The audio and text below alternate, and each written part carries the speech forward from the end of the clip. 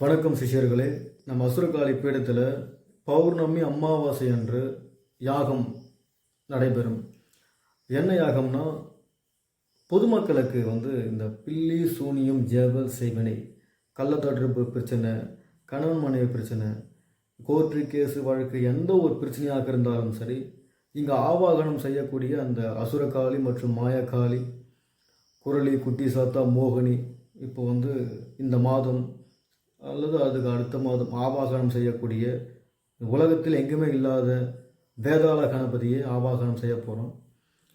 இனிமேல் நம்ம பொதுமக்களுக்கு இலவசமாக யாகம் நடைபெறும். அந்த யாகத்தில் கலந்துக்குங்க. எந்த ஒரு பிரச்சனையாக இருந்தாலும் சரி நிவர்த்தி ஆகிடும். வசியமை மற்றும் வசிய விபூதி இலவசமாக தந்துடுவேன். எல்லாரும் கண்டிப்பாக வந்துடுங்க. திண்டிவனம் அருகே வெள்ளிமேடுப்பேட்டை அருகில். நன்றி.